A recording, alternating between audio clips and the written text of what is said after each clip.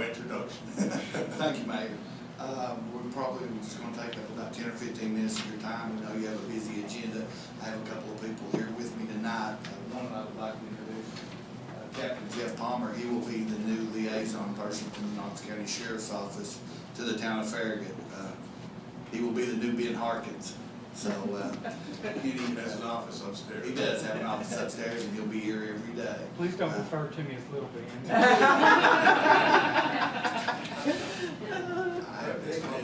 have explained to him that problems in Farragut are now his. So y'all will have his number, and you'll see him around quite frequently, and he'll help you out.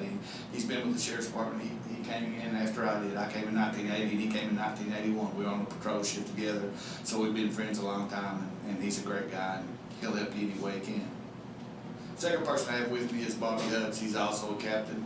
He worked for the Knoxville Police Department for 30 years and retired. I worked with him in the Metro Organized Crime Unit for about 10 years. So when he retired from the police department as their crime analysis head, I jumped on him very quickly and hired him at the Knox County Sheriff's Department to do the same thing that he did at the police department. So he's here tonight. He has some facts and figures and some statistics he wants to show you. These are kind of the things that we do when we go to the neighborhood watches and present to them. So it's readily available now on the internet. You can go on and uplink any statistics to show the crime in your neighborhoods and sex offenders and all those types of things. And Bobby's going to run through that with you real quick tonight. But again, thank you for having us. Thank you. Well, thanks. I think the first order of business will be to direct you to our website, because we've really modernized the website, and also, I guess to plug the boss since he's here, but under the leadership, we've now seen crime mapping come to the region, because previous to Sheriff's initiative, there wasn't any crime mapping period going on with public available data. So, and that would be even in our region. So I think the first thing I want to point out on our website is we have a lot of things to look at, but we have Knox County's Most Wanted. That's a tab up there on the top left. We have a 24-hour arrest list in case you want to find out who's been visiting with us lately. We also have an inmate population for long-term guests who stay there, and then also if you click on that tab, you can look A through Z for people that are in our facility. The other point I wanted to make out on this website is on the lower right corner, if you scroll down, is a link over to the Knox County Crime Map, and you can see it just up a little bit higher there. In addition to that, you have a link to submit an anonymous crime tip. So we feel like that a combination of things on our website directs people to be part of, the notion that crime is just a police or sheriff's problem. It's really our community's problem, and we wanted to share that information as best we could to the public in ways that we think they can find it easily. Now I've got the crime map as a separate tab up there. It's raids online.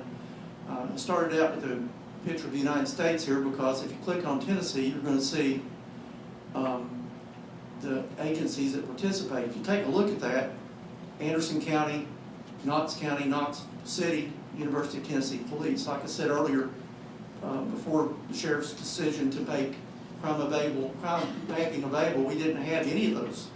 So now we've got on board with us University of Tennessee Police. So if you have a child like I do at UT, you can log in and put their address in and see what's happening around where they live, as well as all of Knox County and Knox City. And I think it's just a tremendous benefit. It's free. You can also sign up. I've given you all handouts to explain a little bit more of the details of how it works. But if you want to go ahead and click on Knox County, you can click on the map and you can see a bunch of dots appear, and then you can go up and type in the address section. You can just type in the street address here in the city limits of Farragut. And from that point on, you're going to see arrangement of hopefully not too many points on the map, but there will be some.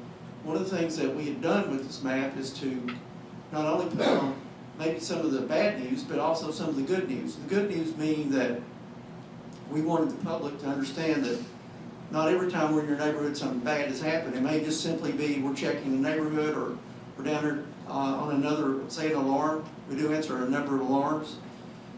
So if you zoom in on that just a little bit with the plus button there, right, that the symbols will start to turn into a little bit more defined font, or a little bit more defined symbology. And then if you scroll on the left, that scroll bar down, you're going to see crime types and a date range. So you can go down and pick off certain types of crime that you're interested in to exclude out everything, or you can include anything. If you go to the very bottom of that, you see a button that says select all or deselect all. By selecting all, wow, see dots. Now that's not a crime wave in Farragut. Those white dots indicate self-initiated activity that our officers are involved in, such as traffic stops and other things, animal control calls, which you'll see just in a few minutes. If we look at quality of life in public service, animal control is one of the things that Sheriff Jones took on, and it's turned into quite a, it's been pretty busy, to state it mildly. But the other thing is if you go down and look at the date range, you can pick year's date, you can pick 2 weeks, so there's quite a number of variations in time that you can look at. So why do we want to make sure you know about it? Because number one, it doesn't cost you anything. We're paying for a lot of these services through sex offender registry money. As well, you can, on the green tab up there, it says sign up for crime alerts. You can click that, enter your street information, your name, and your home address, and then your email address, and you can get daily, weekly, or monthly updates on what's happening in your neighborhood. And it's going to give you the options of zooming in really close on your house or zooming out really large, which I would advise if you do that, you're going to get a lot of stuff in your email. But the point is, that's available to you now. And what a service. I wish I ran our downtown patrol district for about 4 years, and I wish I had this. I had the Central Business District and 4th and Gill neighborhoods, and I wish I'd had this tool as a district commander to do the very outreach that we want to do down here. So we feel like that. And also, I guess the other side of it is we're updating it every hour, 24 hours a day. Every hour it spins a little query that I've got built. It reaches into the 911 database and into our crime database, and it populates the map. So you're able to stay up, timely information of what's going on in Farragut. I guess before I switch off this, I just wanted to give any questions or anything that pops up. Just let me know. We can go back to it. I'm just curious, Steve. I know some law enforcement agencies have this to a level where it does a little bit of predictive modeling for them. This one does have that. It doesn't have predictive as much, but if you click over away from that screen for a second, you can see a button, maybe a back button. I don't know.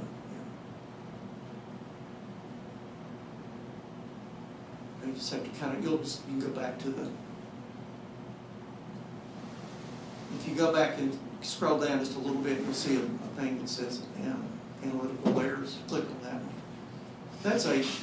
That's basically a hotspot density map that's going to take a look at selected types of crime. So let's just say if you want to go back to the Farragut map for a minute and pull up car burglary. That's, if you look at what troubles Farragut, that's going to be some of the things that fortunately you don't have a bigger problem than maybe sometimes car break-ins. Car burglary is a big problem in our downtown district as well. So tracking that pattern is as important as anything else we're going to do. We can pull those. Now you can go down to the crime types and select out only car burglary by just going to the bottom of the screen and picking deselect all, and then going back up the list until you find car burglary. And you can probably see it there. Yes. Well, that's one right below it. See the one right there, burglary from a motor vehicle.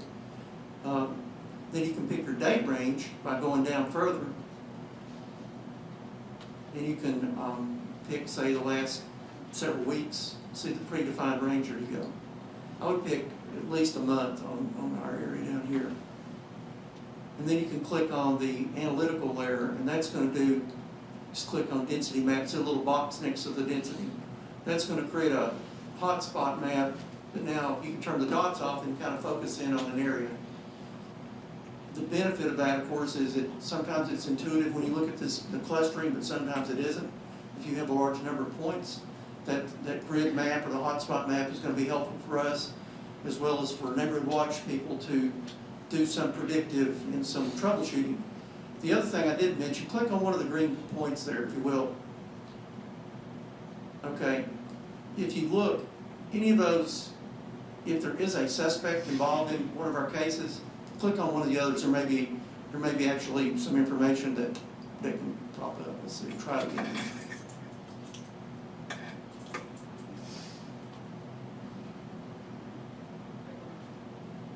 Well, if it was working, it's got the, if there is a car description or a person description on any of our cases, it's going to be up there. So let's say an example would be, tonight a red pickup truck's seen in your neighborhood burglarizing a car. The officer gets that call, does a crime report on it, that description gets put into the crime report, I strip that out and stick it up on the map point. So the neighborhood watch people can actually see that information, and you all can see that information to know what we're looking for. We know the bad guy knows what he's driving, so we're not so much concerned that he knows. Matter of fact, it's probably a good thing. He knows that we're out looking for him. Proactively, we've got now, how many people can we, it's a force multiplier, if you will, that this map can help us with. In addition, you might try one more time, just click and see if you see there's an anonymous tip link down there. If you want additional information, let's just say you saw a red pickup truck, you can click that link and it's going to send you to a form that you fill out that's going to tell you, you don't have to put your name in there, but you can. Then you can just put in there what you saw. So what a plus, what a shot in the arm we've got to really forward the direction of neighborhood watch, community policing, and literally for pennies, basically. So let's switch over, if you will, to the PowerPoint. I want to cover calls for service. Calls for service, slightly different than crime. Calls for service measures our work, and it measures how we deliver all types of service. So if you look, of course, the sheriff has the city of Knoxville as well. We do warrant service for the entire city and county. Our total service area is 508 square miles. But our population that we proactively primarily patrol is going to be 422 square miles with adding Farragut into the mix, 253,000 people. Well, I worked for 30 years in that little black footprint up there with 98 square miles and 178,000. So we serve a lot of people. We answer lots of calls, and geographically there's a lot of distance between call to call. It's not like working city municipal policing. Down here is, if we urbanize, as we urbanize down in the West End, we're going to see the same thing that the city of Knoxville's dealt with for a long time. But one, just to kind of point out that there's a lot of areas that we're out serving, and of course our 16 square miles down here with 20,000 people. We have you can go to the next slide, you can see, I think I have the patrol, okay, we had a 60% increase in calls for the sheriff since 2004. So you can see expectations have risen, and a lot of it is going to be proactive work, some of it's going to be our additional warrant service efforts that we're making, but as you see, we're still climbing in our calls for service. In our next slide, you take a look at the town of Farragut.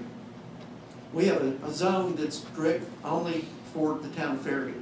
So I pulled the statistics for that zone, and you can see in 2004 we answered 9,061 calls for service. It peaked in 2010, and now it's dropped down a little bit to 11,509 for 2011. But that still represents a 27% increase since 2004. That's your patrol zone. That's 16 square miles of patrol area that is designated by the sheriff's office for Farragut. Now, curiosity, what is the most frequent call we get in Knox County? What's driving some of those numbers?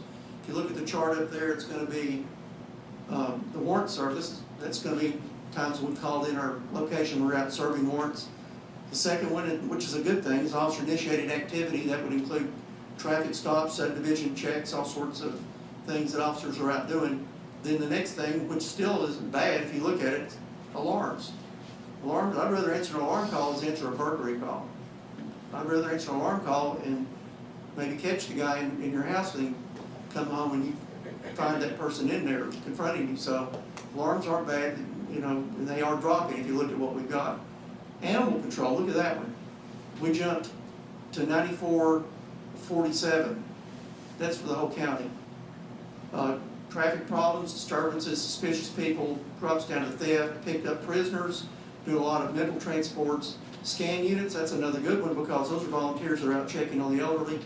And then as you see, it kind of just goes down the list until I can supply all this information. And that's the one thing I wanted to do tonight. I left a business card. We can spend more time with you, or you can call me, we can email each other, whatever you want to do if you really want more information. I want to kind of whet your appetite for it tonight. The next ranking is going to be the town of Farragut. You can see what drives our numbers here. Alarm calls, traffic problems, officer-initiated activity, warrant service, crash, suspicious people, scan unit checks, animal control. So those are things that drive our numbers here. That's our work activities down here. And a couple more slides have some arrest time. If we make an arrest, it's on average about 125 minutes from the time we get there till the time we get on our radio and call 10-8. That's our code being back in service.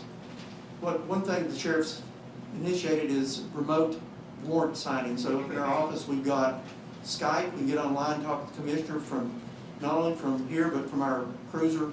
So that's slowing down a lot of that's speeding up a lot of our time, turnaround time, and we don't have as much travel time into downtown to do something we can do with a signature pad and a camera.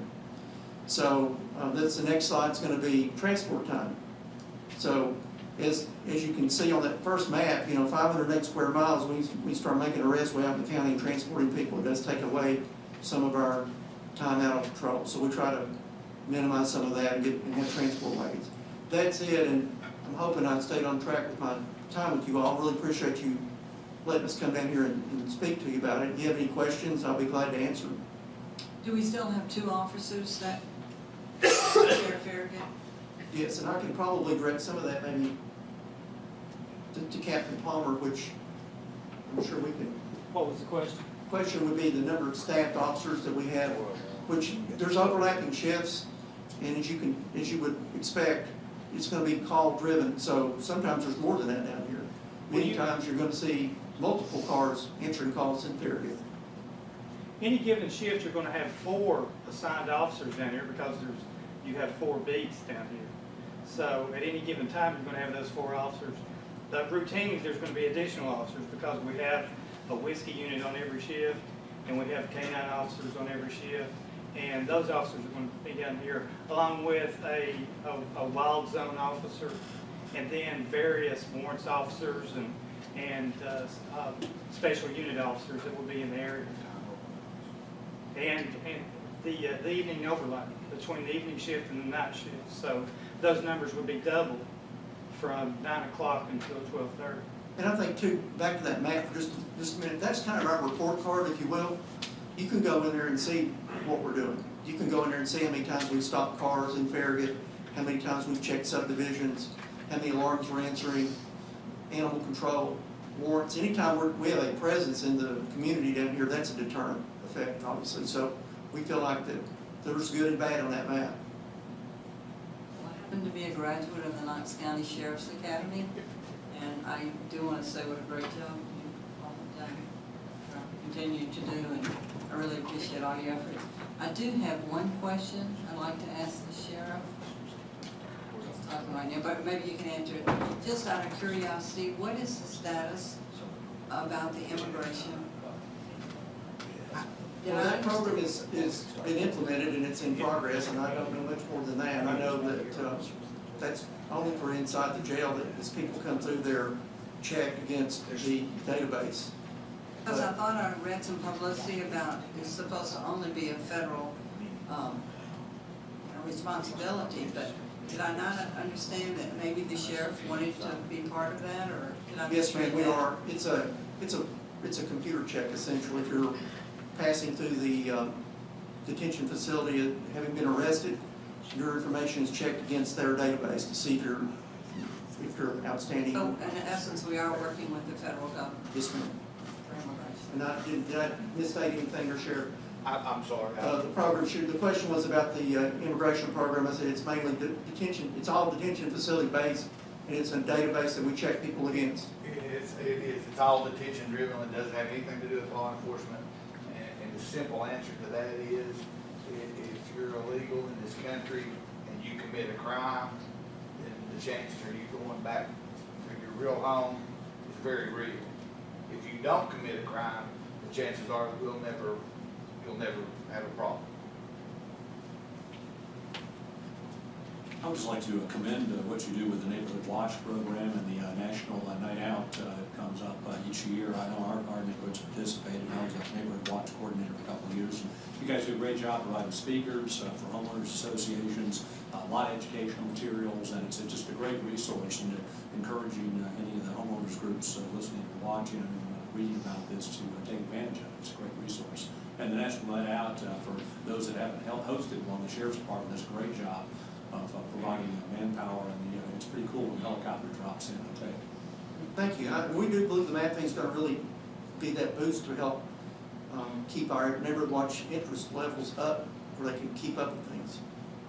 Okay, Captain, I will ask you kind of a two-part question. It's actually a little bit of a takeoff of Alderman Elliott's comments.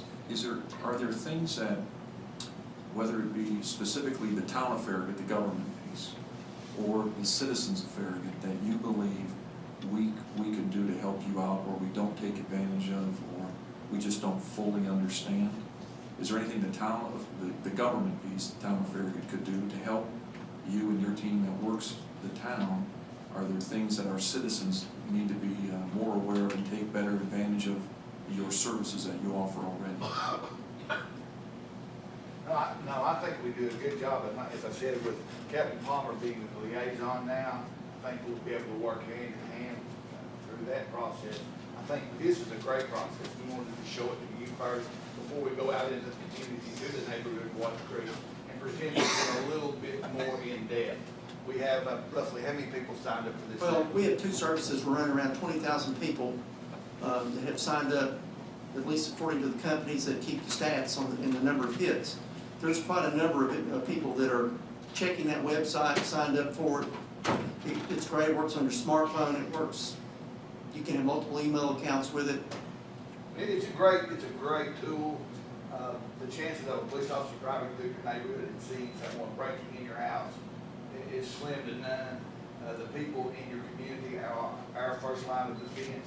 They know the vehicles, a vehicle that they don't know. They know a person that they've not normally seen around there. So if they can help us, then we can get that quicker. And usually that's how we catch people. So this is a great first line of defense, and it's really picking up. We're really happy with the process, and we want to make sure that people who can use this do use it. One last question, David or Allison, maybe you would know the answer. Do we have a link to what we just saw here? Do we have a link on our town website to that? It's available to anybody, I think, isn't it? Yes, sir. It would be great if you wanted to do that. Yeah, I'm just That would be- wondering if we had the link on our website. Yeah. I know we're trying to drive people to come to the town Farragut website. Maybe it's something we drop the link on there. We could reciprocate, Easy maybe enough to do. put one on ours, Yeah, that way we would certainly welcome that. Okay. Thank you very much. Thank you all, appreciate it. Thank you. Call me if you all have a question about it, you can stuff it, or email me.